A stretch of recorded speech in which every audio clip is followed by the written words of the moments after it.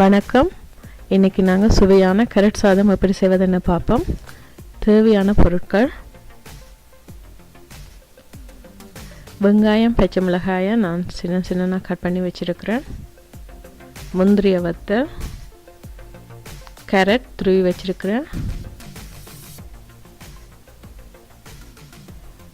வடித்த சாதம், உப்பு, தேவையான அளவு ஆயில், பிரியாணி மிக்ஸ். இந்த பிரியாணி மிக்ஸ் இல்லாதவங்க ஒரு கொஞ்சம் கொத்தமல்லி இலையும், இஞ்சி, உள்ளி 3, இஞ்சி சின்ன துண்டு, அப்புறம் 2 ஏலக்காய், ஒரு கிராம்பு, பாதி தக்காளி, ஒரு ஸ்பூன் ஆயில் விட்டு நல்லா பேஸ்ட் ஆக்கி வச்சுக்கோங்க. இப்போ நாங்கள் ஒரு பாத்திரத்தில் எண்ணெய் ஊற்றி எண்ணெய் சூடாறினதும் வெங்காயம், பச்சை மிளகாயை போட்டு வதக்க போகிறோம்.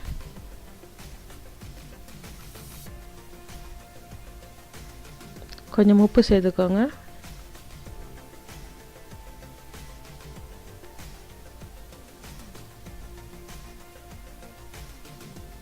இப்போ துருவி வச்சிருக்கிற கேரட்டை போட்டு வதக்க போகிறேன்.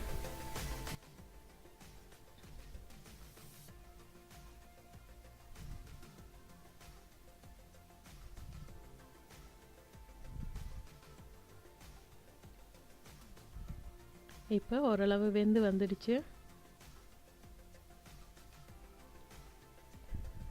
இப்போ நான் பிரியாணி பேஸ்ட்டை நான் போட்டு நல்லா வதக்க போகிறேன். அதோட பச்சை வாசனை போக மட்டும்.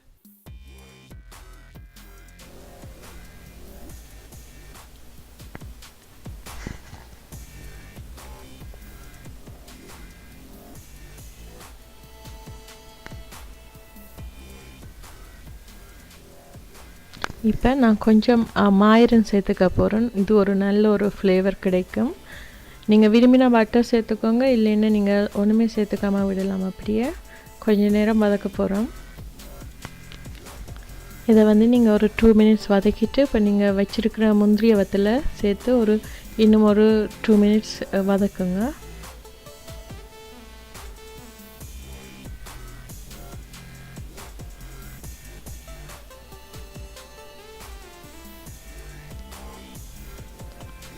இப்போ எல்லாம் நல்லா வதங்கி வந்துடுச்சு. இப்போ நாங்கள் வச்சுருக்கிற வடித்த சாதத்தை போட்டு நல்லா மிக்ஸ் பண்ண போகிறோம்.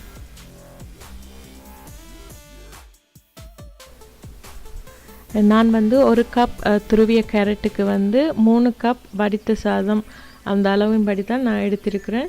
நீங்கள் உங்களோட சுவைக்கேற்ற மாதிரி நீங்கள் அளவை மாற்றிக்கலாம். இப்போ கேரட் சாதம் ரெடி ஆயிடுச்சு. எல்லாம் ஒன்றோட ஒன்றா சேர்ந்து எல்லாம் நல்லா வடிவாக வந்திருக்கு. கண்ணுக்கு குளிர்ச்சியாகவே இருக்குது பார்க்க. நீங்களும் செய்து பாருங்கள். இது குழந்தைகளுக்கு மிகவும் ஒரு சத்தான உணவு. இது பெரியவங்களுக்கும் பிடிக்கும். இந்த உணவு நீங்களும் மிகவும் சுலபமான முறையில் செய்யக்கூடிய உணவை செய்து பார்த்துட்டு என்னுடைய பேச்சு மறக்காமல் சப்ஸ்கிரைப் பண்ணுங்கள், ஷேர் பண்ணுங்கள், லைக் பண்ணுங்கள், கமெண்ட்ஸ் பண்ணுங்கள். நன்றி, வணக்கம்.